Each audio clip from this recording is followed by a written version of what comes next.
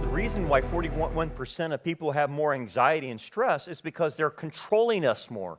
That's what people are not equating to, is the less freedom you have and the less control of your own personal life that you have, that leads to anxiety and stress. And when people feel out of control, they feel anxiety and stress. But that's what they're doing, is trying to control you and everything you do. And in fact, the food that you eat and vaccines that you take and whatever it is.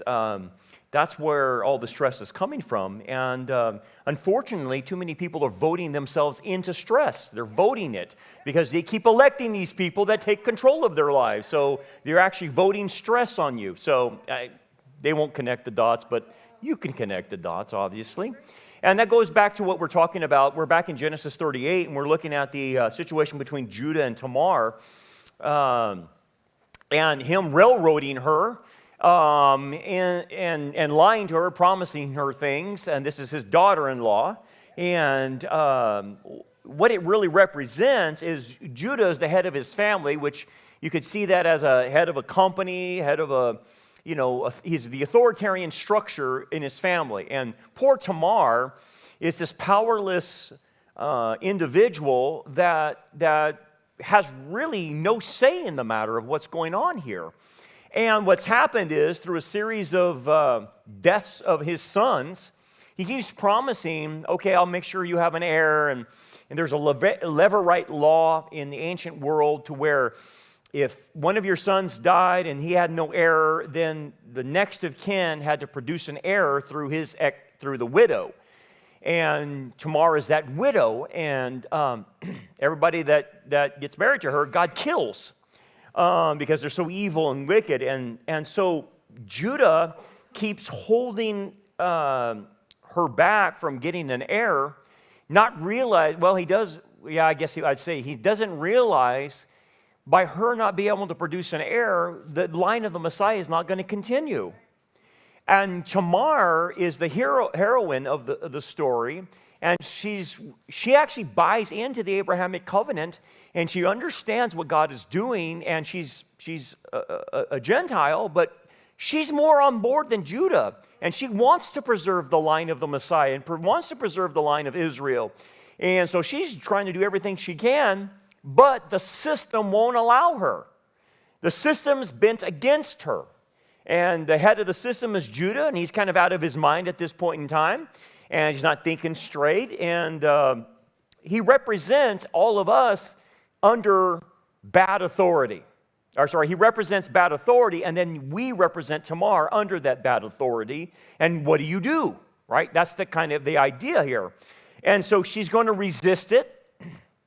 And not everything she does is copacetic, but she does do the main thing by resisting it. And we're going to take what she does good and apply it to ourselves, into our system.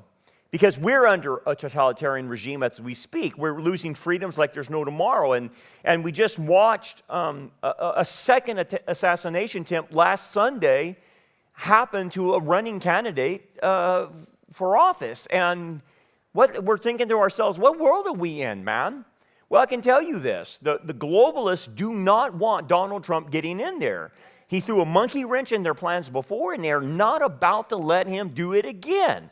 And they have been planning on this. And so it doesn't shock me there's been 2 assassination attempts, and I don't put it out of the realm of possibility that there's going to be another one. Because look, there's a lot at stake for the globalists, and I'll talk about that in just a bit. But let's talk about this shooter. They want to pretend that this guy is not part of the deep state, that he is some lone wolf crazy that decided, hey, there's Trump on the golf course, I'm going to take a shot at him. That's not what happened. This guy staked out the location for 12 hours. He was there from 2 in the morning until Trump played golf. And oh, by the way, the Secret Service is lying to you. The guy got caught in a lie. He says, this was kind of a last-minute decision on Trump to play golf. No, it wasn't, because how did the shooter know to be there 12 hours before? He wouldn't have been there staked out had he not somebody from the inside tell him he's going to play golf on Sunday afternoon. The Secret Service is lying to you. The FBI is lying to you. They're keeping closed mouth. DeSantis can't even get the FBI to cooperate with him in Florida. So the point is, we got a totalitarian regime, a deep state running things, and I don't like that. I don't like, as an American citizen, I didn't vote these creeps in the office. Who are these people controlling things and trying to take out political candidates? And then we use an asset like this guy. This guy's a total asset. And what do I mean? Well, look, he's been charged with 100 criminal counts and never served any jail time. How does anybody get charged 100 times and not serve any jail time? How does he get charged with a federal offense of having a weapon of mass destruction, a machine gun? Dude, you're looking at 15 to 20 years federally with that. He served no time. He's got $300 to his name, and yet he lives in an $800,000 bungalow in Hawaii.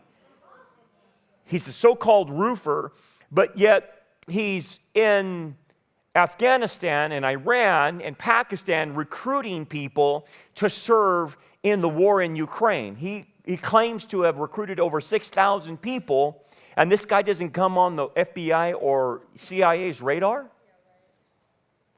I'm sorry. I'm not stupid, and neither are you. This is not some lone wolf. These are just two crazy kids. This is two attempts on the president's life, and the Secret Service let it happen. That's all you can think. Because the Matthew guy on the roof, dude, that was blown. That's totally blown. This one, you didn't even search the perimeter, and they knew that area of the golf course is open. They knew that. You didn't guard that area? You knew you were going to be there? I'm sorry. There's something else going on here. Okay, but my point is it's a deep state. Now, at the same time, this weekend, the globalists who are trying to take over the entire planet are planning the global government for us. Now, it used to be a conspiracy theory to say, well, they're going to do a global government. Oh, that's conspiracy. They're out in the open. They're going to do it, whether you like it or not. And I didn't vote on this. So in New York this weekend, the UN is meeting there to create a global government. And out of 193 countries are there, 1,000 delegates, and they're going to create one world government. Now, here's the three aspects that they're focusing in on this weekend. And this is important for you to understand, because depending on this election will determine the path we take, whether we go global or we push back. Because America is the only one that's pushing back on the globalism. No other country is. They're all going with this. And the Biden administration, by the way, they're for it. They're for it. So what's the pact for the future? The pact for the future is a lot of things, and I read through it this weekend, and it's like reading an instruction manual in a foreign language, but it's all through this social justice terminology and wokeism, all this other junk that's in there. But let me give you the basis of it. The Pact for the Future means that the Secretary General of the UN will get emergency powers in any kind of shock or crisis that occurs globally, whether that's a financial shock, a pandemic shock, a war, or whatever, that they have the right to give themselves emergency powers through their agreed upon protocols, and the Secretary General then will make a decision on how to handle the crisis, and the other countries have to submit to it. Okay? And then he, with his emergency powers, can extend it as long as he needs to do. He can just keep extending and extending and extending.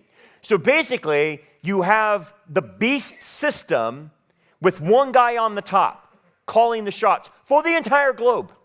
Okay? That's the pact for the future. And this is being voted on. The second thing is declaration for future generations. What this is the UN's attempt to grab all the young people around the world and bring them into the UN to indoctrinate them. Because as you have seen in any revolution, whether it's Nazism or communist revolution, or what you're seeing in the public schools today, the way to get a generation is to go after the young people in formative ages and brainwash them to where when they're starting to vote and do everything, then you have little Nazi youths running around. And that's what the UN is trying to do.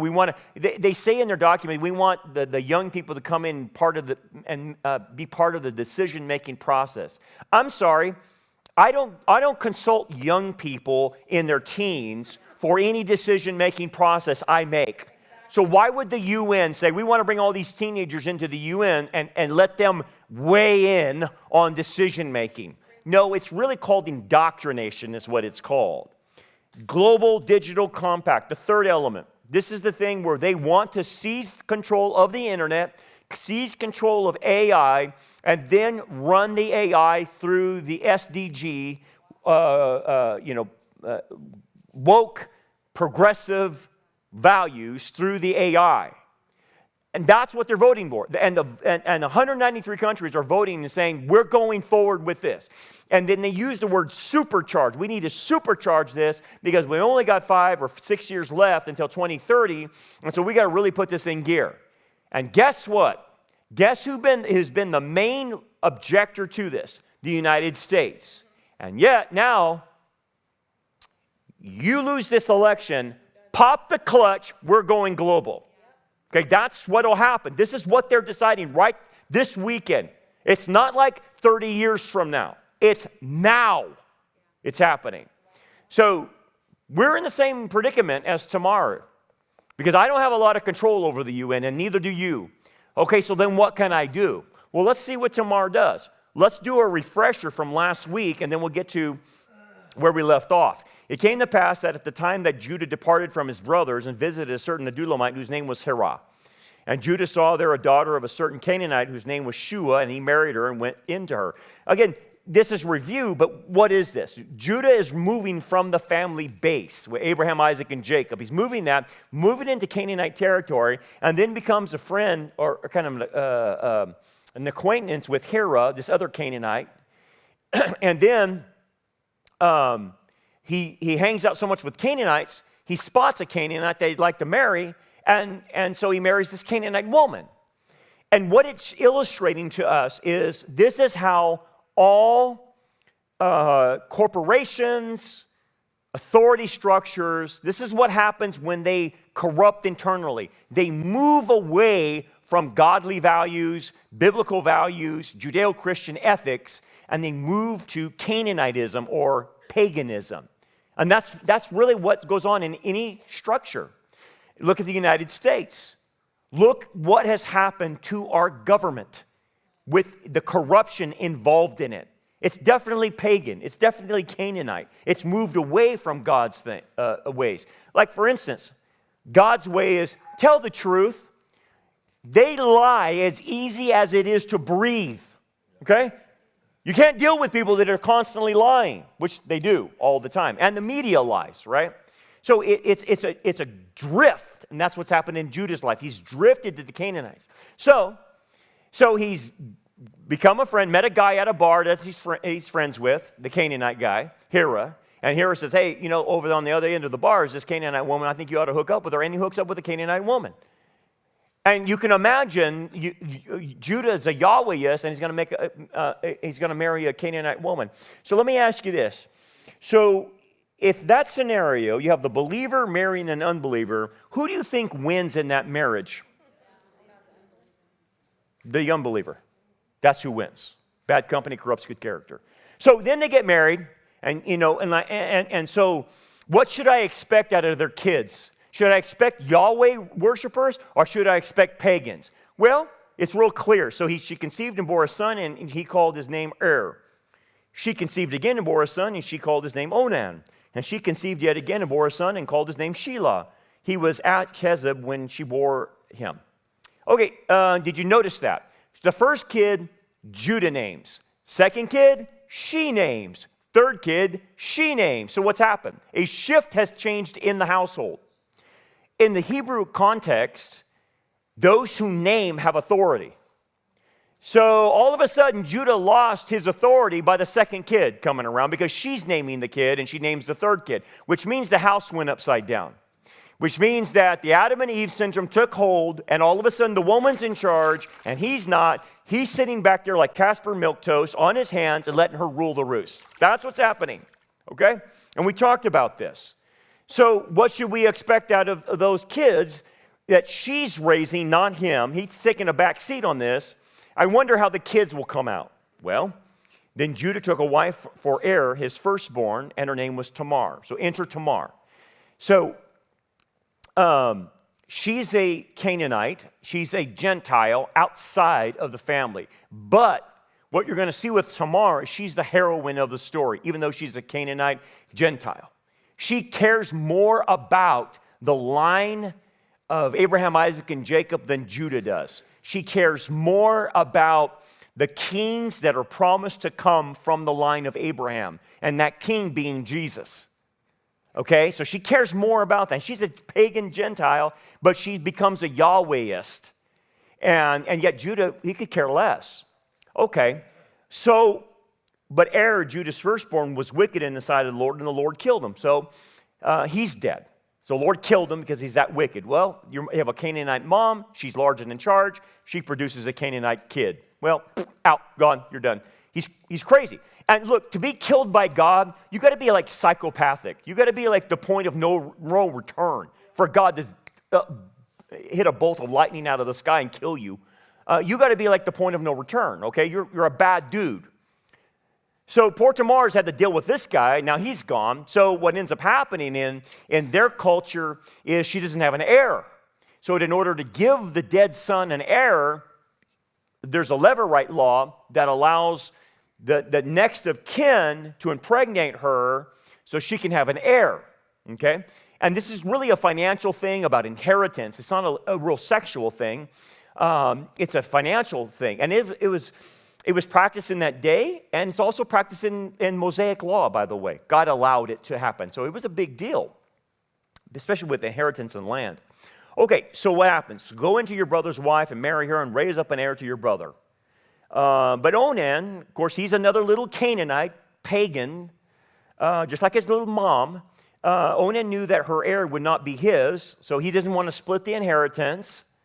And it came to pass that when he went into his brother's wife that he emitted on the ground. So he commits coitus interruptus. And the Hebrew says he kept doing it over and over again, lest he should give an heir to his brother. And the thing which he did displeased the Lord, and therefore he killed him also. Okay, well, there you go. Showing you that the Lord takes this seriously about providing a line, okay? And in this case, the Lord's really serious because the line ends up being the line of the Messiah, okay? The line ends up being the line of Israel, right? And where King David's going to come through and all the Moses and everybody's going to come through. So this is critical that there is a descendant for Judah, because Judah will be eventually predicted to be the leader of Israel. Right now he can't be because he's crazy. He will learn from all of this, but one day Judah will be the leader, and then out of his tribe will come the scepter. Out of his tribe will come the star, and that would be obviously the Messiah. So everything's on the line here. So God kills him. Okay. So then Judah said to Tamar, his daughter-in-law, remain a widow in your father's house till my son Shelah is grown. So, and again, next of kin, which is will be able to marry her and have a child. Well, this is the youngest boy of Judah, and he's not of age to marry. So he says, remain in your father's house till my son Shelah is grown. But he's lying. He's promising something he doesn't want to deliver. For he said, lest he also die like his brothers. And like we talked about last week, Judah has no introspection whatsoever on himself.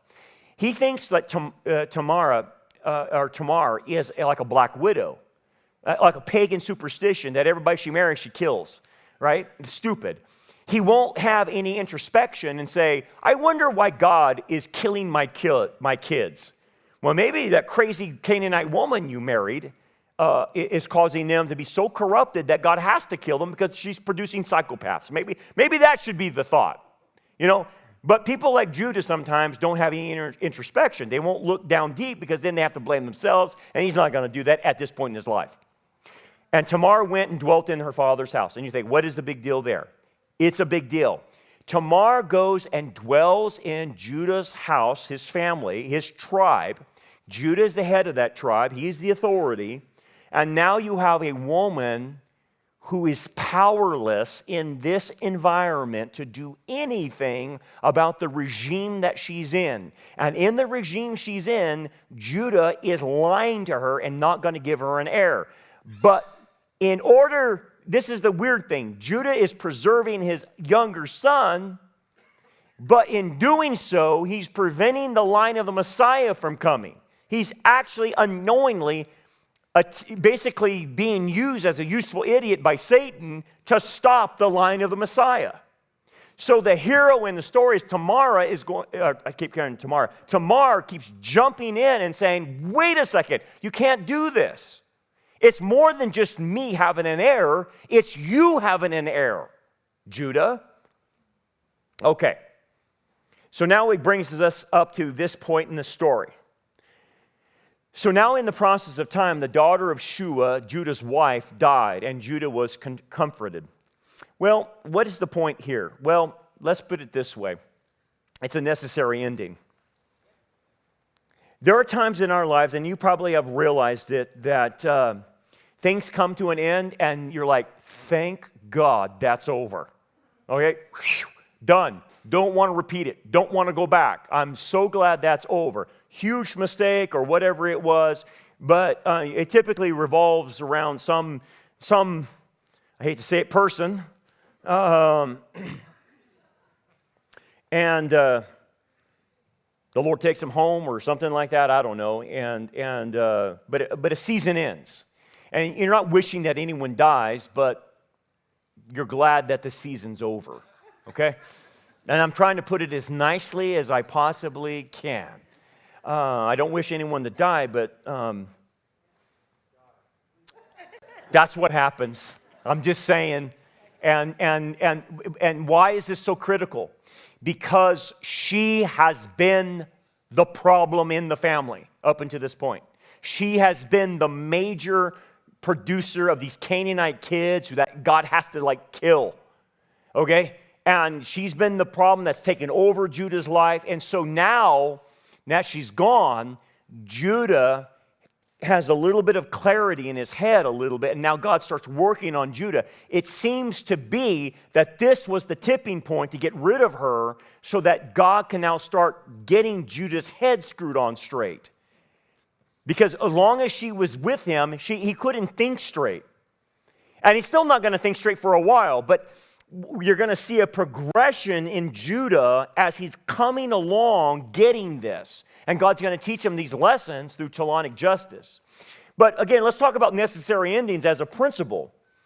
In life, there needs to be necessary endings with things. Maybe bad relationships or things in our life that are not healthy, and you're like, this has got to end. We just can't keep rolling like this, right? And Judah can't just keep rolling like this. If his wife didn't die, at some point, Judah would have had to take control of his family. It's unfortunate that his wife had to die for him to take control of things, but, he should have taken control, but he didn't. All right, let's talk about Israel as an example. So you probably heard this week, these pagers go off in these guys' pockets, and these walkie-talkies go off, and you're thinking, well, what's that about? Well, we know what it's about. It's what happened with Hezbollah. So Nasrallah comes out and says, hey, Hezbollah terrorists, Israel's tracking us on our phones, and they're pinpointing accuracy and going to take you out. So get rid of your cell phones, and we're going to distribute you guys pagers and walkie-talkies, like a pager from 1985, right? And that way Israel can't track you, whatever. Well, apparently Israel's intelligence got a hold of the pagers and put explosives in the pagers and in the walkie-talkies, okay? And detonated them this week. And here's what you have to understand. The only ones that had pagers and walkie-talkies are Hezbollah operatives, terrorists, not civilians. And what it shows you is how pinpoint accurate Israel is in taking out the people they need to take out, okay? And it didn't kill a lot of people, but that's not what it was supposed to be. Actually, it was supposed to be something different. But I'll explain that in just a bit. So here's the walkie-talkies that blew up, and again, these are all happening to Hezbollah operatives. So I'll show you these videos of how they went off. These are not civilians. Please understand, these are not Lebanese civilians. These are Hezbollah terrorists, and they're in the market and stuff. So watch this guy as his pager goes off.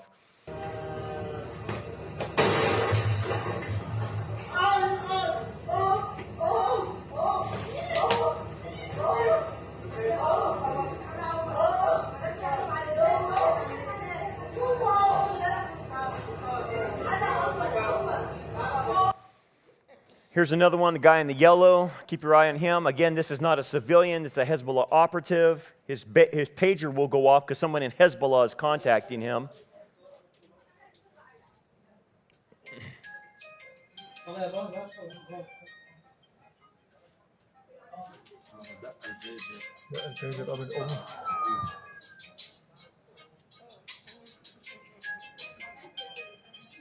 Here's outside rally. Again, these are Hezbollah. These are not civilians.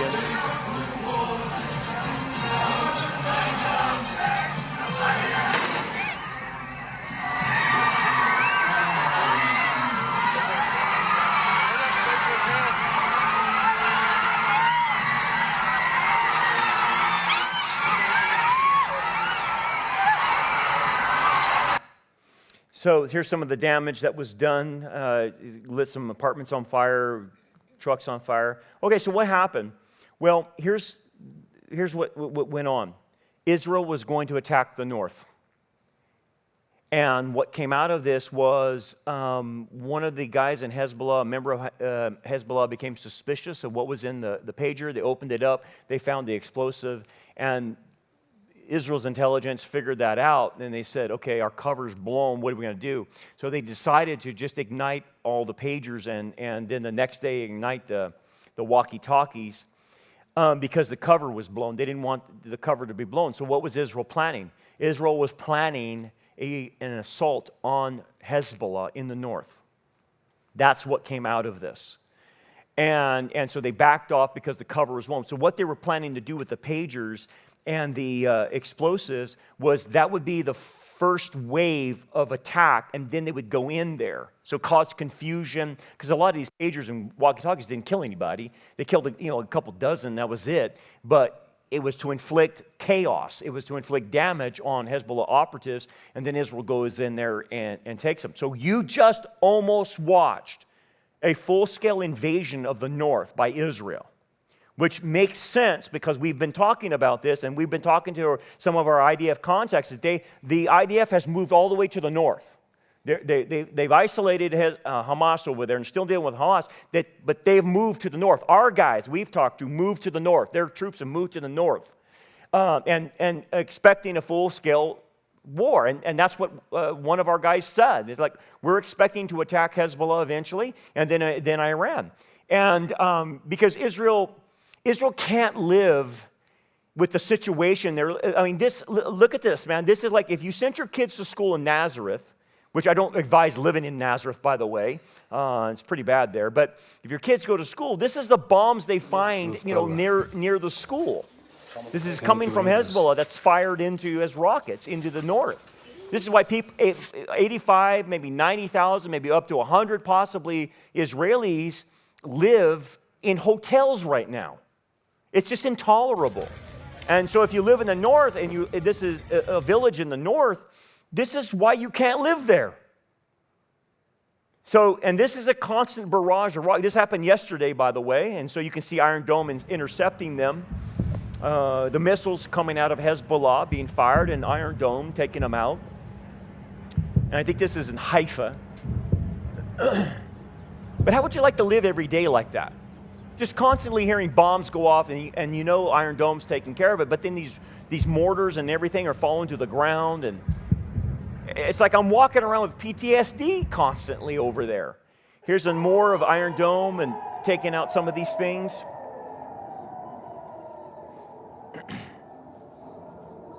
And what if you live there like that? I mean, it's just insane.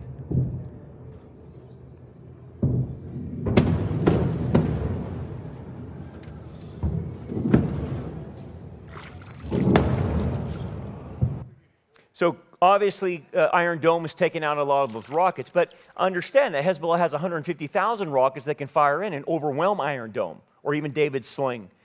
And so my point is necessary endings. The election in America is factoring into Israel's decision.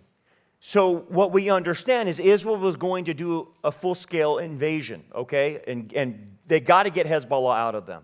And they did it before the election. And we had talked about this with some of our insiders in Israel. When do you think this is going to happen? And they were telling us before the election, because they don't trust what will happen in our election.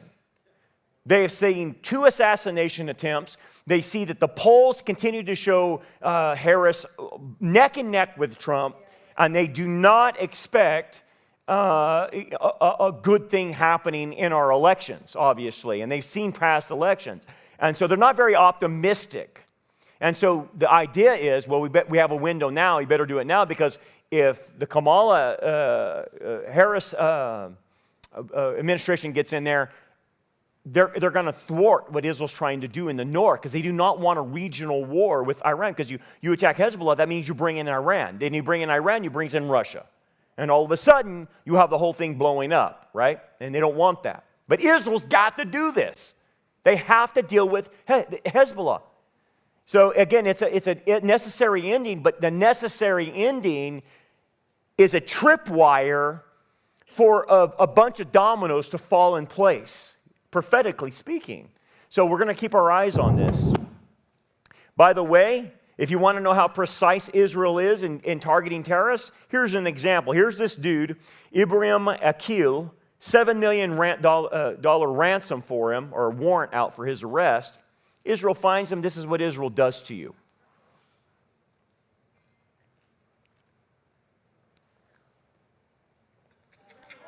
Okay.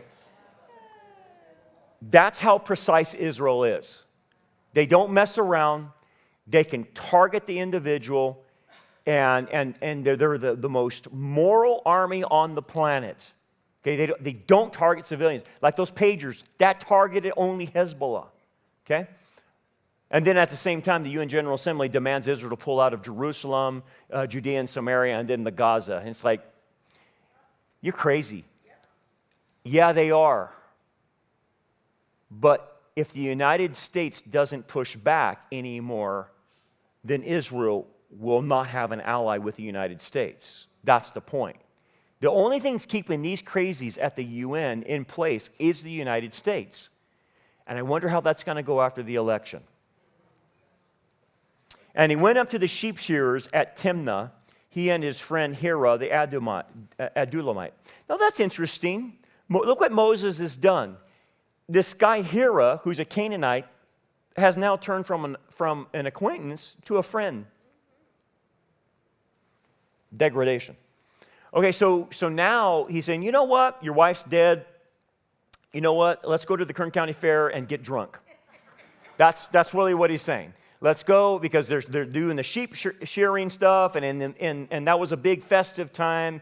Guys, we get drunk. It was just a party time. So to put it in our modern day vernacular, hey, let's forget you have any problems and let's go party. That's what he's saying. What else would I expect from a Canaanite? Hey, let's go pray to Yahweh? I don't think so. Hey, let's forget your troubles and let's check out and zone out and go party. That's what he's saying. Okay? So there's a principle here. When you're under this totalitarian regime that we're under now, and things are not looking very well, and they're taking more freedoms away from us, you can't bury the problem. You can't ignore the problem like so many Christians are doing. They're sticking their head in the sand, pretending that it's not happening, Brandon. Brandon, you're just crazy. This is not, the UN's not meeting this weekend deciding what they're going to do about global governance. That right there is costing us. And because when you ignore what's going on in the world and instead turn to worldly distractions, that's the problem. That's what this Canaanite's telling Judah to do.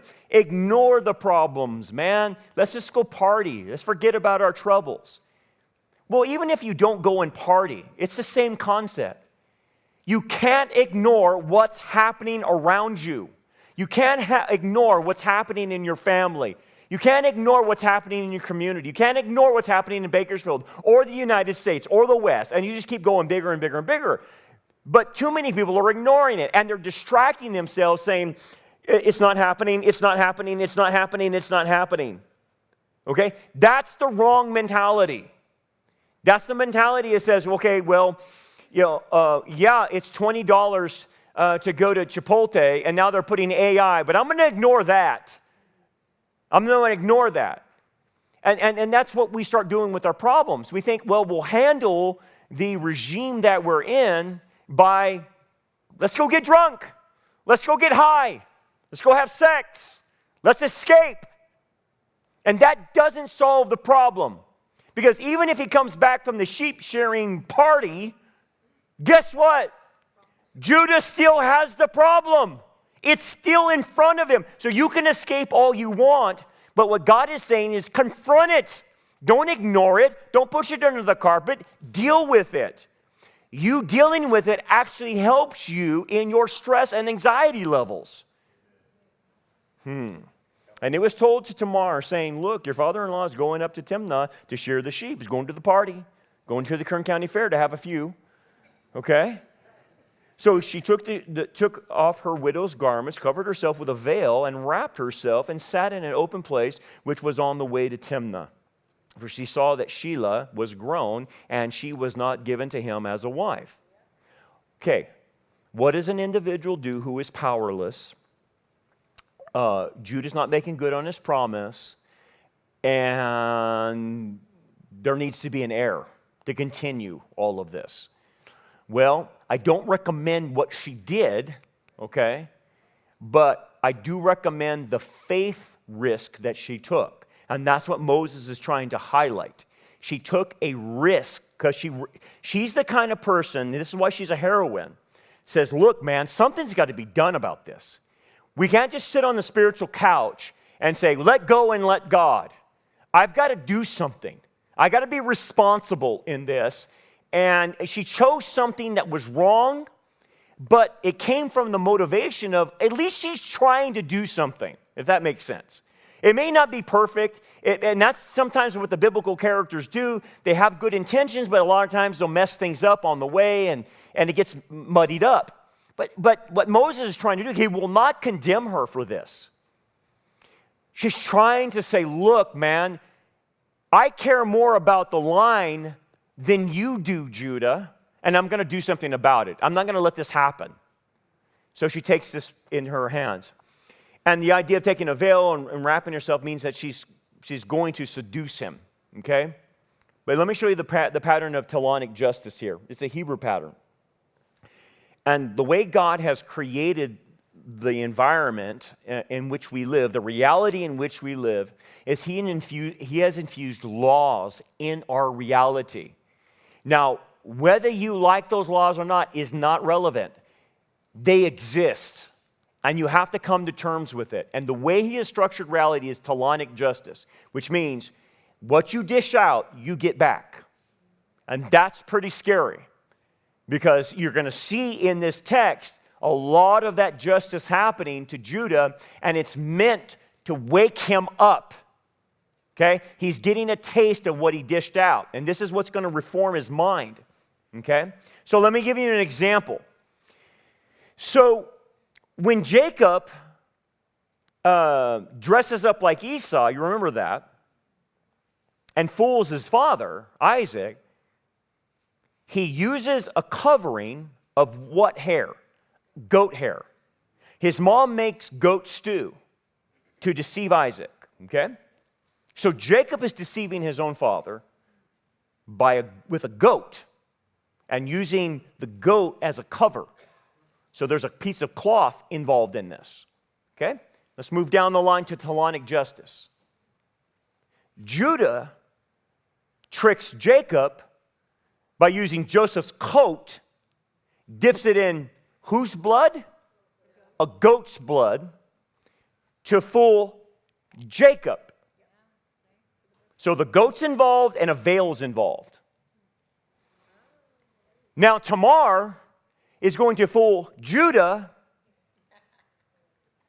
and you're going to watch a goat enter the story, and she's going to do it with a veil. You can't write that on your own. That's supernatural. And what's happening is Talonic justice is happening, and God's trying to get these people's attention saying, hey man, You fooled your father. Let these people, they're going to fool you in the same way. You fooled them with a goat, let me use a goat. You fooled them with a veil, I'm going to use a veil. And he's going to do it to Judah. That's Talonic justice. But again, the issue then for us is, at some point in your life, you're going to have to take a faith risk. And I don't know what that's going to mean for you or me, but maybe it's in the realm of free speech, okay? Because I think that's going to be the first thing they kill here in the United States, which they're killing all over the place.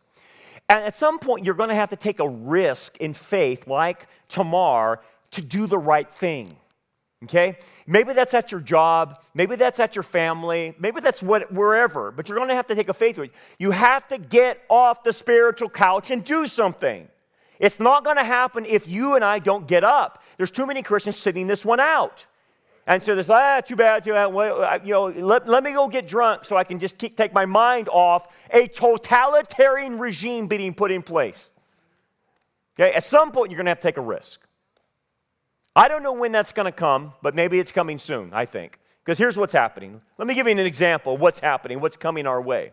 And again, the risk you're going to have to take, I think, is primarily going to be talking about the truth. Okay? Here's what just leaked out. America First Legal, I read all the slides, by the way. So here's what the Biden administration just did on August 10th, 2021. Okay? The White House met with the Counter-Disinformation Unit from the UK. The Counter-Disinformation Unit of the UK is the most progressive leftist organization that tries to quell and censor free speech in the UK. This is why people in the UK are getting arrested for causing people anxiety by the social media posts that they have. Okay? They call it, you're causing anxiety. You're causing the Muslims to be mad. You're causing the LGBT to be mad. You're causing this person. We're going to put you in jail. And this group is behind all of that. Censoring, monitoring, all that junk. So guess who the Biden administration invited in to, hey, why don't you brief us and tell us how you're doing it in the UK? And by the way, I'll call in all of our buddies. So guess who went to this meeting? High-level staff at the White House, NSC, the Office of Director of National Intelligence, CIA, FBI, DOD, DHS, Human Health Services, U.S. Agencies for International Development, global media, and high-ranking officers in the Army, Navy, and Air Force. They were all taught this: how to deceive the American public and censor their speech according to how the UK does it there in Britain. Guys, this is not a theory anymore. They do not want you having free speech anymore. They want to quell it. That's why the UN wants to control the internet and AI, because then they can control the algorithm. And they can censor you. And look what crazy Pharaoh Newsom has done. He put out some type of law and some type of legislation. He signed it on Tuesday, making it illegal with malice knowingly to distribute advertisement or other election communication containing materially deceptive content 120 days before an election and 60 days after. So what do you mean by that? Well, like for instance, this is a meme that was created by AI. It's Gavin Newsom in some royal gown,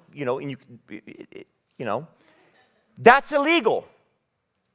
So I can't say to the AI, generate me a picture of Kamala holding two cats over a barbecue. Okay? I can't do that. That would be illegal under Mr. Dictator here in California. Well, by the way, that doesn't stand because we have free speech, but it's coming to the point where you won't be able to do that, really. And so, who do these people think they are? But again, the reason they do this is because they know they won't get a pushback. That's why they do it. And so, talking about risk, the Hoke family, I mean, FBI, thank God they're suing the FBI. They need to sue the FBI. But the FBI raided this guy for praying in front of an abortion clinic. Hey, man, what's wrong with the FBI? What's wrong with the Secret Service?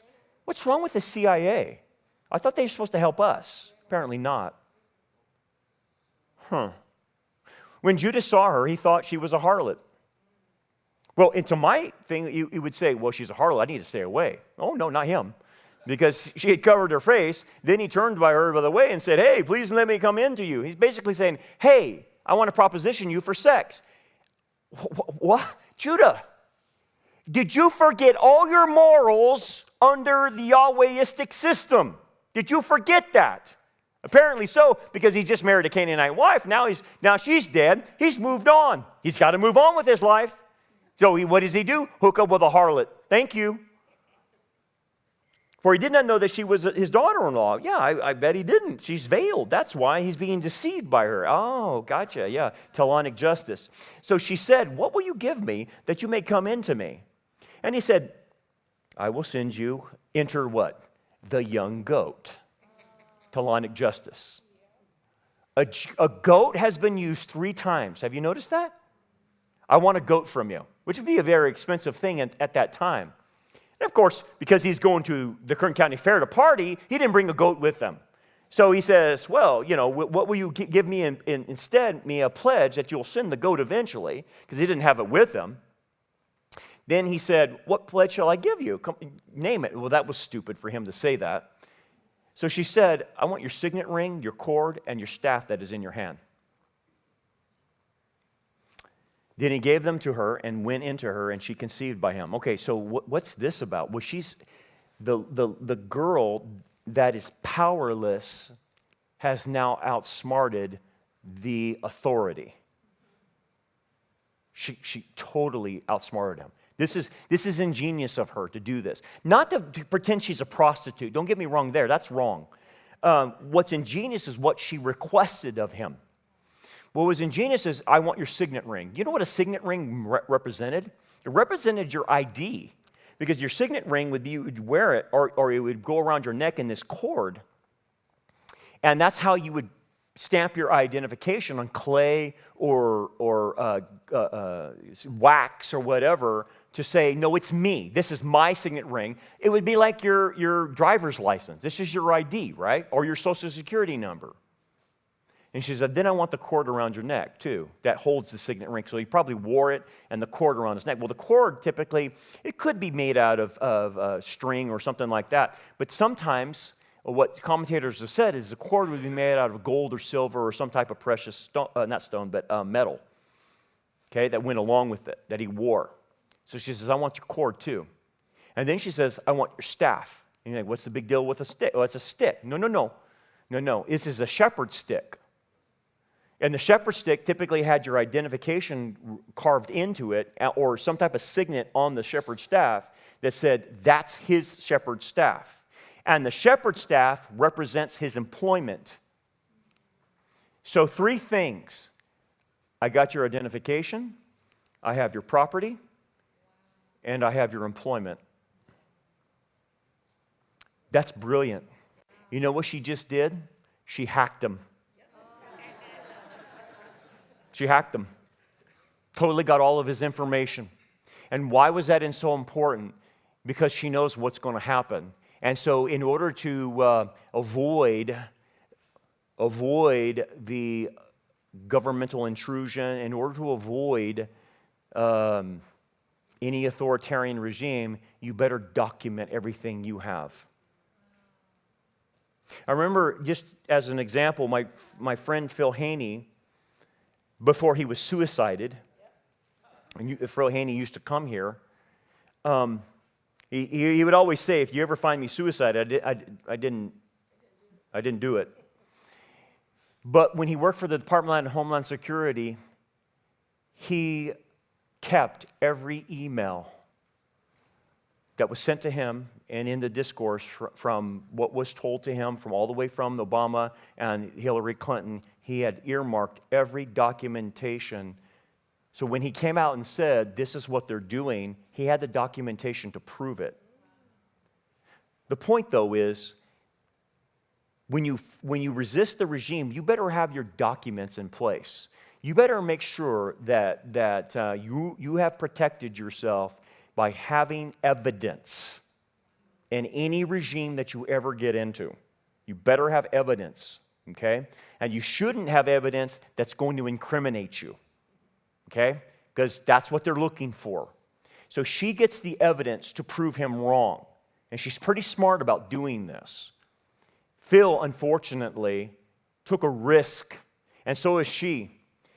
By getting that documentation, they ended up suiciding him. She's taking a risk too, but this is the only way when you're in a powerless situation of how you're going to thwart the powers that be. You better have documentation. That's it, okay? Then she gave them to her. Then he gave them to her and went into her, and she conceived by him. So she arose and went away and lay aside her veil and put on the garments of her widowhood. So she succeeded. She's pregnant now. Okay? She's got an offspring. And it's not just for her. It's for Abraham, Isaac, and Jacob. It's for Judah. So watch this. And Judah sent the young goat by the hand of his friend Adulamite. So now the friend of the Canaanite guy has become an accomplice now, not just a friend. He has moved into being an accomplice to receive his pledge from the woman's hand, but he did not find her. Then he asked the men of that place, saying, "Where is the harlot who was openly by the roadside?" And they said, "There was no harlot in this place." So we returned to Judah and said, "I cannot find her." Also, the men of this place said, "There was no harlot in this place." Then Judah said, "Well, let her take them for herself, lest we be shamed. For I sent this young goat, and you have not found her." Now, this is, again, showing more of Judah's character. Judah is more concerned with paying off a prostitute and making good on paying off the prostitute than he is for continuing the line of the Messiah. He's got problems, okay? He's got problems. And a lot of people in this kind of situation at the top, these elite people that are on top, they care more about eyes being seen and what they do rather than really what's going on behind the scenes.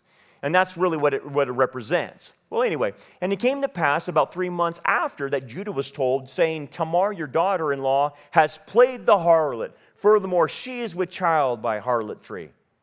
So Judah said to her, "Bring her out and let her be burned." Oh, Judah, I think you should take that back. So obviously, the deal was sealed. She's got pregnant. Now we're 3 months into it, and she's showing. And now the people around the tents in Judah's family saying, "Wait a second, she's supposed to be given to your son when he's of age, and now he's of age and yet hasn't been given, so she's betrothed to him. She has committed adultery on your son by being a harlot. She's got pregnant from someone outside the family. Judah, you're the authority. What can we do and what should we do?" She's guilty of being a prostitute. And he says, "Bring her out and let's burn her down to the ground." Judah, you idiot. You're going to recommend that she be burned, and you just 3 months ago had sex with a harlot. He's not seeing the hypocrisy in it, is he? You want to burn her. Guess what? You should throw yourself in the fire too, because you're nothing but a hypocrite, Judah. And that's the thing with elites, right? They request that you do it, but they don't do it. So like Judah Newsom up there in Sacramento says, "You guys can't meet as a church. You got to be 6 feet apart, wear your mask, and keep separate. Don't even meet for Thanksgiving. Oh, but my friends, my elite friends up there can go have a meal together, and we catch you dining together in close quarters during the lockdowns." Oh yeah, do as I say, not as I do. Thank you very much, Gavin Judah, or whatever your name is. But that's what Judah's doing, right? You better do it. I'll penalize you, but I'm not going to penalize myself. Wow, I hope you will learn from this, Judah. Here's the thing about this, the established order and resisting it. First of all, you have to recognize the hypocrisy. I hope everybody in this room realizes when they tell you, well, this is about compassion, this is about tolerance, this is about inclusion, this is about equity, this is about being nice to people, this is about loving your neighbor.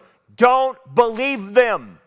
All they're doing is virtue signaling. That's what Judah is doing. He's virtue signaling. Burn her for harlotry. Dude, are you crazy? Yes. Yes. So this is where hypocrisy has to claim social virtue when they have none. So these college kids, they look to gravitate to all these social justice issues because they have no meaning in life. That's the problem. So they virtue signal because they have no virtue. They have nothing that's virtuous to hang on to. They don't, because they've rejected biblical morality and they've rejected biblical values. So what do you got left? Well, I just virtue signal that I'm a good person. Well, the problem is you're not a good person unless you follow God. So you can't say you're a good person unless you want to fake it. So they virtue signal. I'm doing something good. I'm fighting for Palestine. You're an idiot. You're fighting for the wrong people. They don't even know what they're doing, right? How dare you drive your SUV? How dare you eat your big steak today? How dare you drive your V8 engine? Don't you know you should be eating crickets? Don't you know you should be driving an EV vehicle and walking to church and riding your bike to church because you want to save the planet? How dare you, says Greta. Right? Do you know what this whole climate emergency is about? You want to know what the global warming hoax is all about? It's about taking your property. That's what it's about. It's about seizing your property like every Marxist and communist wants. What do you mean, Brandon? I thought this was about clean air and clean water. It's not about that. United Nations Biodiversity Conference came out and said it. We want to do and land grab 30% of global land by 2030, including water and land, okay? You understand this is a land grab. And they want to do it because you and I don't know how to take care of the land, and we're causing pollution by just breathing out of our mouths. And so they need to come in and arrest it, and the government will know what to do with the land and the water. Yeah, okay.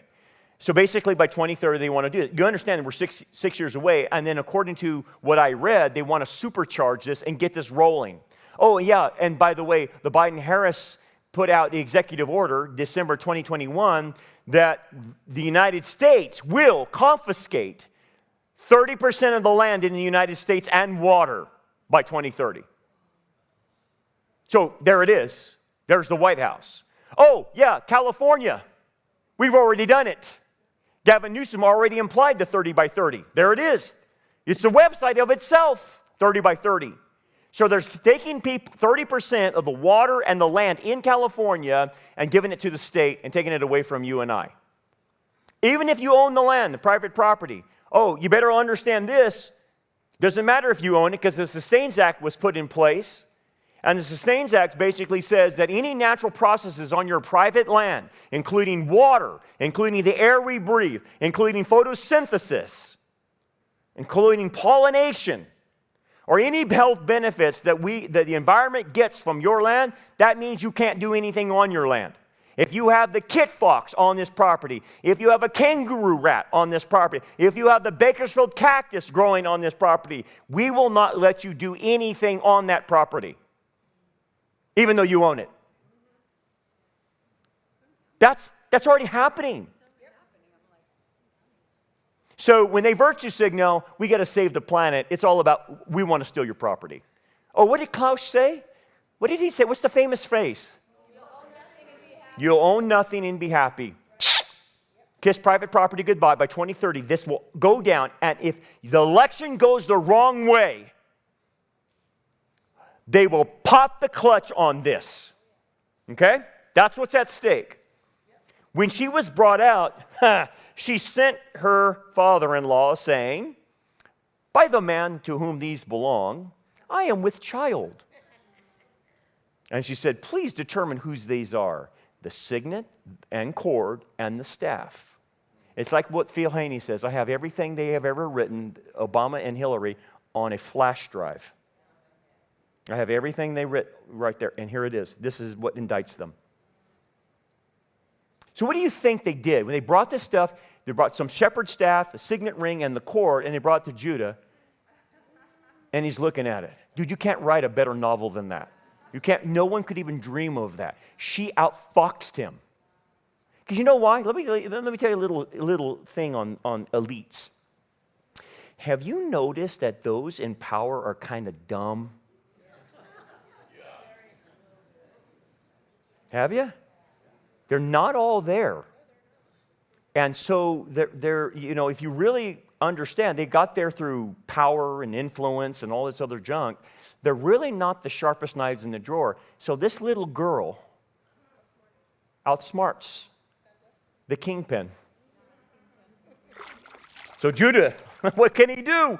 He's caught. Acknowledged them and said, she has been more righteous than I because I did not give her to Shelah, my son. Well, good for him. He's finally recognizing this. I wonder if the Talmudic justice is working on him now. And he never knew her again. So he hands off. But guess what happens? She has a baby growing inside of her. And not just one baby, two babies. Okay? And this will continue the line of the Messiah. She has rescued the line of the Messiah. And Judah's made to look like an idiot in all of this. But she's the heroine. This is why she gets put into the line of Messiah in Matthew, along with 4 other Gentile women. Did you know that? Tamar, Rahab. Rahab's a prostitute. She's a Gentile. Who else? Ruth, the Moabite. What's the 4th one? Who's the 4th one? She's a Hittite. She's a Hittite. King David put her husband in the front lines to kill him. Bathsheba. She's a Hittite. All 4 ladies are in Matthew's genealogy. Now, notice the thing. All 4 ladies, when you study all 4 ladies, they all took a faith risk to preserve the line of the Messiah in all their stories. All their stories, these 4 women, this is why Matthew puts them in, because they're so heroic in saving the line of the Messiah that he puts these Gentile women in there. Because she preserves it. Ruth preserves it. All of them. The Rahab the prostitute preserves Israel, for goodness sake. Right? She lies about them. Okay? And to protect them, right? So, let me give you the principle, and then I gotta finish on a climactic thing. In resisting the established man-made order, there are going to be times in this fallen world where you're going to be forced into a situation where you don't have a lot of good options available to you. That's Tamar. Now, again, Moses is not criticizing her for the deception, for the lying, for the prostitution thing. It's wrong, okay? We acknowledge that. But what Moses is trying to point out is that she kept the higher good in place. She went after the higher good. And the higher good was to preserve the line of the Messiah. Okay? So, let me give you a situation that you can kind of relate to then. Because we all, I think, at some point have to face this in our lives, at some point. So, if you were in Nazi Germany, and you were like the tin booms where you were harboring Jews in your house to protect them from the Nazi regime, and then the Nazi soldiers came knocking on your door and asked you, do you have Jews living in your house? What would you say? No. Well, you're lying. Yes, right. I would lie. Why? To preserve the highest good. The highest good is to protect their lives. You wouldn't come off with the mentality of well, I don't want to lie, so yeah, here's 3 of them right there. You would be a bozo if you did that. So the idea is there's a lot of situations that we're going to get into, and there's really not a lot of good options. So when you're in those kinds of situations, default to what is the highest good? What is the highest good? Okay? I'm not recommending doing wrong. I'm just saying there will be situations where that's your only option, and you don't have a lot of good other options, okay? And by her doing that, she saves the line of the Messiah. Now here's the rest of the story, okay? And I think you'll like this. Now, it came to pass after a time for giving birth, that behold, twins were in her womb. Not just 1, but 2. And so it was when she was giving birth that one put out his hand. So she's giving birth, and the little guy, his hand comes out. So what they would do during that period of time, they tie a string around that hand, especially with twins. The midwife took a scarlet thread, and bound it on his hand, saying, "This one came out first." Then it happened as he drew his hand back his hand, that his brother came out unexpectedly. And she said, "How did you break through? This breach be upon you." Therefore his name was called Peretz, or he who breaks through. And afterward his brother came out who had the scarlet thread on his hand. His name was called Zerah, or means rising or shining. Okay, what's going on here? It's a last teaching lesson to Judah. Okay? Now, the good news about Judah, this starts turning Judah around, by the way. And by the end, when you get into the last few chapters of Genesis, Judah has his head screwed on straight, finally. And now he can be the leader of Israel, which is going to produce the king line and produce the Messiah. So we've been working on Judah, and he's coming along, thank God. Okay, but what does this last message to Judah teach him? Well, this is interesting. It's Talonic justice. And that's been the Hebrew mindset all through this. Okay. Twins. Does that remind you of something that happened prior to this? Who had twins inside them? Rebekah. Okay, and there were wrestling inside. Jacob and Esau, remember? Wrestling, two twins. Okay? And then before they're born, God tells Rebekah and Yitzhak, the older will serve the younger. So basically the younger, I'm going to go against all social norms, and I'm choosing the younger to rule Israel and to pass the Abrahamic covenant through. It's the younger will do it, not the older. And we know why. We know that Esau was a man that had no regards for God, and that Jacob always had regard for God. Now, Jacob wasn't perfect, okay? He wasn't perfect, but he at least had regard for God and wanted to carry the responsibility on his shoulders. We talked about that. Okay, so there's a picture. God goes against the social norms of the day, because typically it's the firstborn that has the inheritance rights and the blessings, right? But God says, no, it won't be the firstborn, it's the secondborn, because that guy doesn't have the character that I want. I'm looking for character. Okay, move on. Jacob has all these kids, okay? Reuben, the eldest, who should be by birthright the leader of the clan, forfeits it because he slept with dad's concubine. So he forfeits. The next in line is Judah. Judah can't do it at this time, at least. And so it's like these dudes can't rule anything. And the rest of them sold Joseph into slavery because God said, you know what? You guys can't get your heads screwed on straight. So you know what I'm going to do? I'm going to go to this guy called Joseph. At that time, Benjamin's not born, so guess who's the youngest? Joseph. And he's saying, I'm going to give him a dream, and I'm going to confirm that through the younger is going to rule all of you. And remember, they got mad, and Judah's responsible for selling him off. Younger will rule the older. Why did God pick Joseph? Because Joseph's character. That's why. Why didn't he pick Judah? Because Judah doesn't have the character at this point to rule. There's no way he's going to do that. Now let's go to Judah's babies. The older sticks out his hand. They tie a red cord around it, but then it pops in. The secondborn pops out. What does that mean? It means that the secondborn is now the firstborn.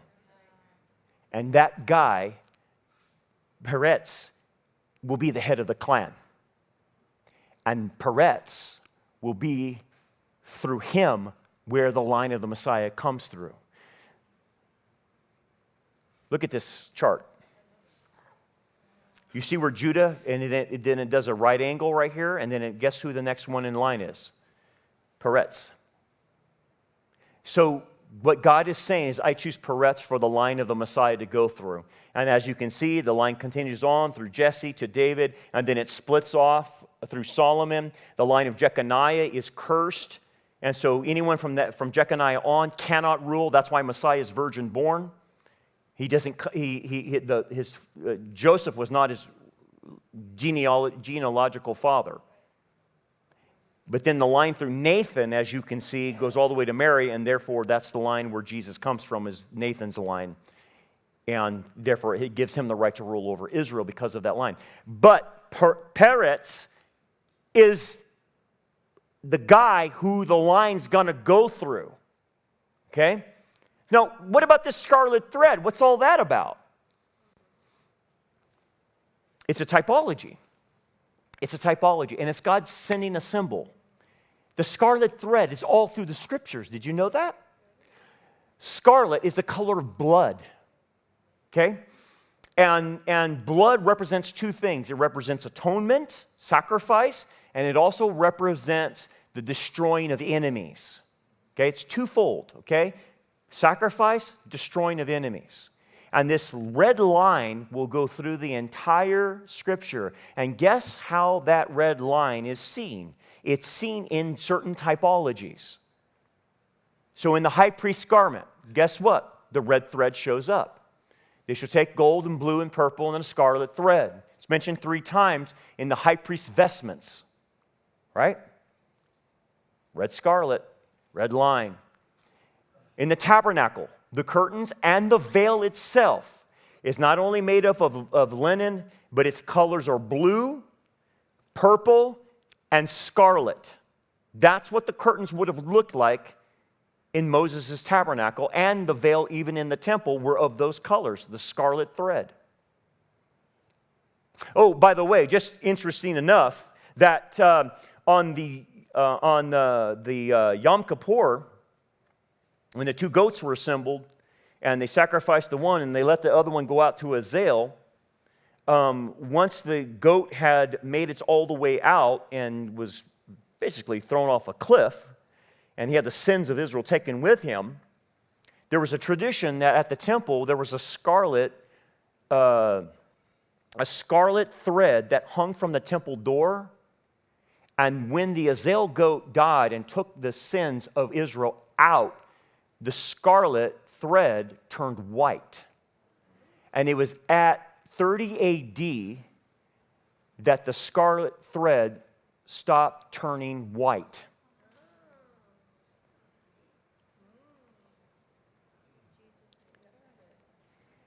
Then the scarlet thread appears at the house of Rahab, the other Gentile who saves Israel and saves the line of the Messiah. And what do they tell her? Put a scarlet cord outside your window and we won't attack you, we'll preserve you, we'll keep you safe. The scarlet thread protects her. The scarlet thread is the veil. Who's the veil? What does the Messiah, what does Scripture say the veil is? Jesus. The scarlet cord that protects Rahab is Jesus.